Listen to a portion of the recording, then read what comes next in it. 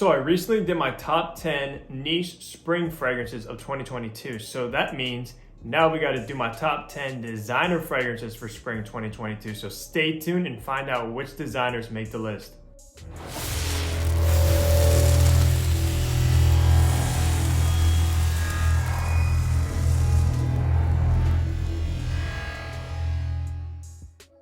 Hey, what's going on guys? Hunter here and welcome back to my channel. And if you are new, what I do is I make fragrance related content. So if you love fragrances, go ahead and smash the subscribe button down below. But that's right guys, I got my top 10 designer fragrances for spring 2022. And I'm so excited to bring this list to you guys.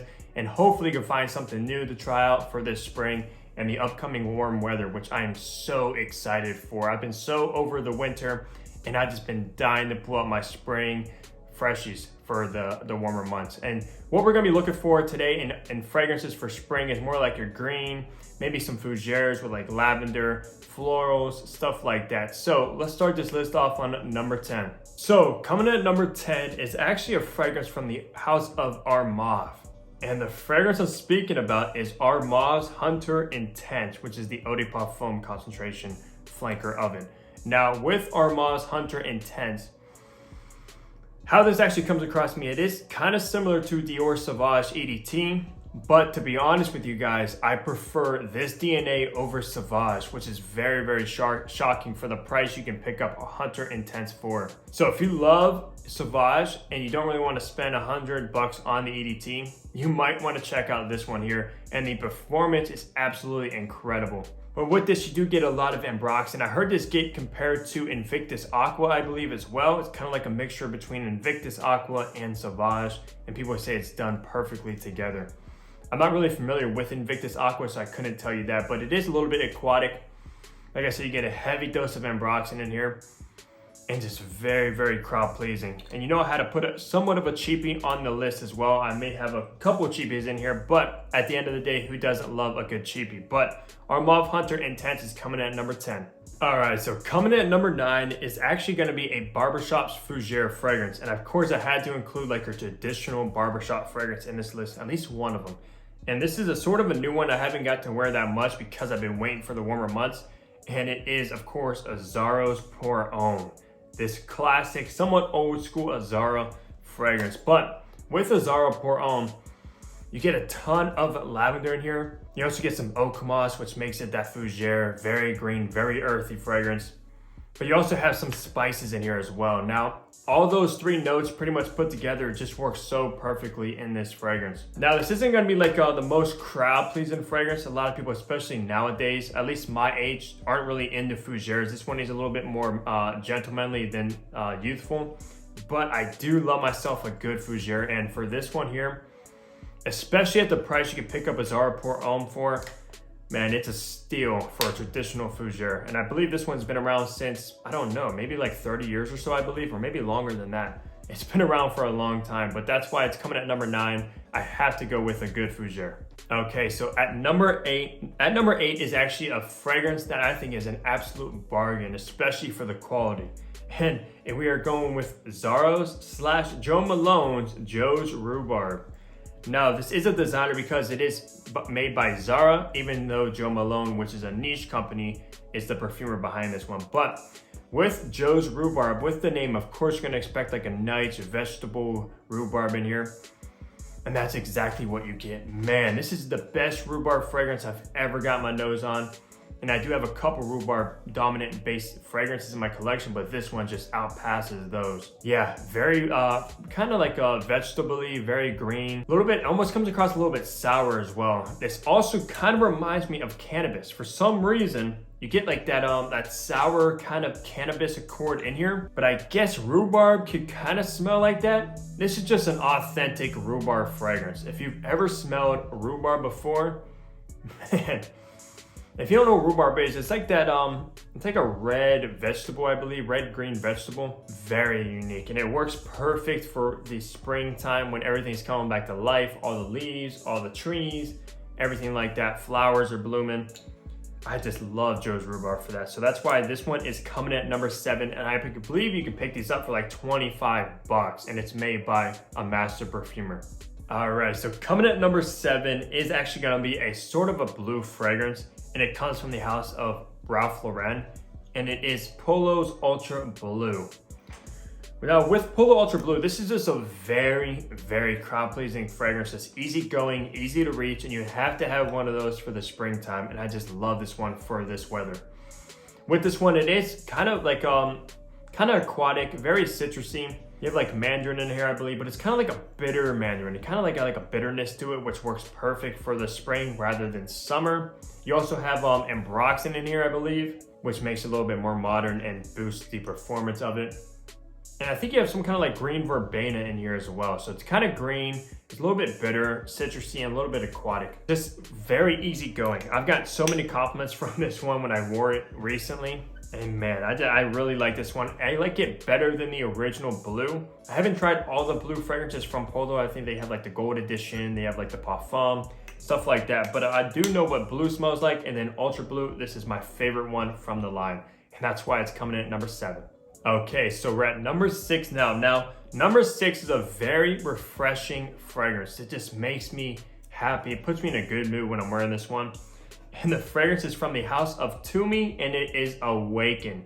It's the perfect name for this fragrance. It pretty much just awakes you. I love wearing this one when I'm waking up early and have to go to work and stuff. It just gives me like a motivational kind of boost, like a motivation boost to my day.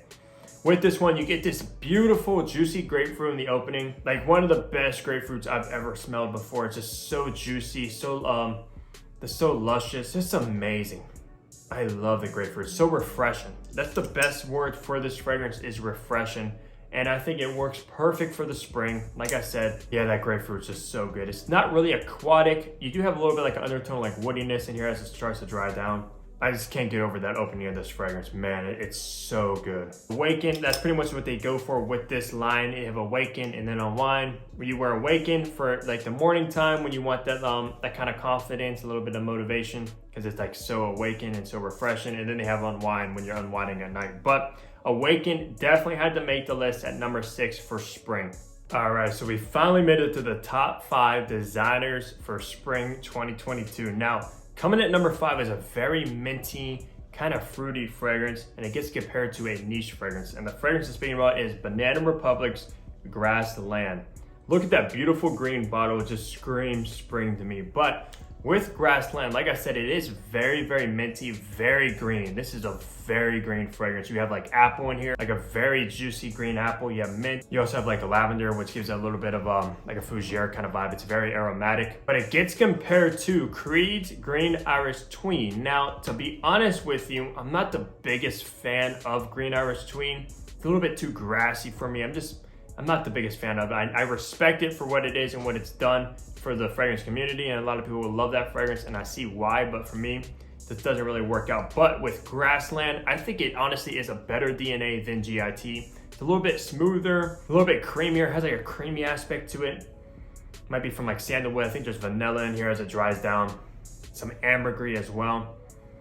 Yeah, I just love Grassland, and I actually like the whole Icon collection in general. I own all 14 of them, and I believe they just launched another 3, which I cannot wait to get my nose on. But you can actually find these at like your local rack stores for I believe like $19.99. And this was their newest collection alongside Metal Rain, which I also own. But Grassland, man, when I want to wear like a GIT based fragrance like that DNA, I always go with this one here. It's just so good, and that's why it's coming at number 5 for good reason. All right, so at number 4 is actually a flanker that could have easily made it in the summer, but I really like to wear this one in the springtime. And the fragrance I'm speaking about is Acqua di Gio's Profondo. The nice Profondo here. Now with Profondo, you do get the Acqua di Gio DNA, which honestly I'm not the biggest fan of the original Acqua di Gio. I've just smelled it so many times, and it's just kind of overplayed now. It is the most popular fragrance in general. But they did just launch an eau de parfum of that, which, I mean, I'm kind of curious. Maybe I'll like that one more than the original DNA, but you do get that DNA in this one. With Profondo, it's a little bit more bitter. You have like an orange in here, but it's almost like an orange pill to me. And it's also very green. It is somewhat aquatic, but not as aquatic as the original. I would stick for the original for summer, Profondo for spring, and Profumo for like fall. That's what I would do, because Profumo is my favorite flanker of them all, because it has that added incense note in it, which darkens it up and it works perfect for the fall time. but you can also obviously wear it all year round. It's very versatile. But Profondo, just because of the bitterness in here, the fruitiness, and somewhat aquatic, I think this works perfect for the spring. Now there also is Profondo Lights, which I don't remember what it smells like. I do have a decan of it, but I haven't smelled it in quite some time. But I just love Profondo, and I got so many memories of this one. Just laying out by the sun, by the pool, and yeah, great times. But that's why this one is coming at number 4 is Profondo. All right, so coming at number 3, you guys already know I also had to include a vetiver-based fragrance for my spring list of designers. I did include one for niche, had to have one in the designer list as well. And we're going with Hermes, Terre Hermes Eau Intense Vetiver. And I had this humongous 200 ml bottle of it, man. This will last me a lifetime. But with Eau Intense Vetiver, like the name suggests, you're getting some intense vetiver with this fragrance. With this, it is kind of like a juicy kind of vetiver, very wet. But I also get like this waxy accord with this fragrance as well. It's very earthy. I do get some orange touches in here as well too. And yeah, it just smells like spring. And if you want a good, like classy, sophisticated gentleman spring fragrance, you really cannot beat Eau Intense Vetiver for that exact scenario. You can wear this one dressed up. You can wear this one somewhat, I guess, casual as well. But this works perfect if you're going to like some like dressed up event, like a wedding. Perfect fragrance if you're going on a date. This might be a good one too, even though it's not the most crowd pleasing, but you will smell like a gentleman, you will smell masculine with this fragrance. Yeah, I love this one. I actually prefer this one over the original Terre Hermes. I just love the vetiver added touches to it. Yeah, just amazing. I'm gonna wear this one a lot. I'm gonna have to try to get through some of this 200 ml bottle, and that will happen during the springtime. So coming at number 2 actually was my favorite designer launch of 2021. I was just absolutely blown away by this flanker, and that's why it's coming to number 2 for my spring list, and it is Dior Sauvage Elixir. Wow, this is pretty much a masterpiece from Dior. With Sauvage Elixir, you do get a ton of spicy qualities in here, but you also have this lavender too, but it's a very modern, I wouldn't say it's such a barbershop fragrance, but it does have the barbershop qualities in here with the lavender. It's a very modern barbershop fragrance. Very spicy, very woody. You also do have the ambroxan as well. Yeah, that's just how Sauvage Elixir comes across. I much prefer this flanker over the original EDT, the EDP, and the Parfum. They just outdid themselves with this launch, man. It is so good. And as far as the performance goes, this thing is a beast. This thing will last all day long into the next day. It's a very potent fragrance. Yeah, what I picture myself with this one is like in the evening time, spring, maybe if you got like a crew neck on or, you know, like a long sleeve, the sun setting, you're going out to dinner or whatnot. That's how this reminds me of. So yeah, that's why Sauvage Elixir is coming at number 2. So we finally made it to my number 1 pick for spring 2022 when it comes to designers. And it is coming from the house of Tom Ford. And the fragrance is Tom Ford's Costa Azzurra. Now, to be honest with you guys, my first impression, I wasn't that impressed by it. It was a good fragrance, but it didn't really blow me away. But after the first impression, I started to wear it and got full wearings of it and kind of lived with it throughout the day and stuff. Man, my mind changed completely. With Costa Azzurra, you are gonna get some seaweed in here. So it is a little bit earthy, it's a little bit wet from the seaweed. You also have cypress, so it is kind of green. You have lemon, you have orange, so you do have the citruses, it's a little bit fruity. Lavender in here as well. And it does have a woody base, so as it dries down, it does come a little bit woody. But man, this is a very complex fragrance. Let me tell you, very complex. I don't remember if this is the same fragrance as the original Costa Azzurra and the private blend, and then the Costa Azzurra Aqua, because those used to be in blue bottles, and this one is in like a gold kind of old school bottle here, as you can see, just like Beau de Jour, which I love Beau de Jour as well, but I don't have the signature one. I had a private blend of it. But yeah, Costa Azzurra, this just reminds me if you're on vacation somewhere warm, and it's kind of like the evening time, it's starting to like cool down, and you're going out to like a fancy dinner on vacation somewhere, like by the ocean. Get like an ocean breeze with this fragrance. Man, it is so good. Yeah, it's amazing. And it changes so much on your skin too, from the top, the middle, and the dry down. Very complex fragrance from Tom Ford, and that's why it's coming at number 1. I cannot wait to wear this one in the spring. But that's gonna do it for my top 10 designers for spring 2022. Let me know some fragrances you cannot wait to wear for when it warms up. I'm definitely curious because I cannot wait to wear all 10 of these. And let me know if you're gonna be like trying to smell any of these, pick any of these up, or if you never heard of some of these. Let me know down below as well. But of course, as always, leave a like on the video if you enjoyed it. Subscribe if you haven't already, and I'll catch all you guys in the next upload. Take care, everybody.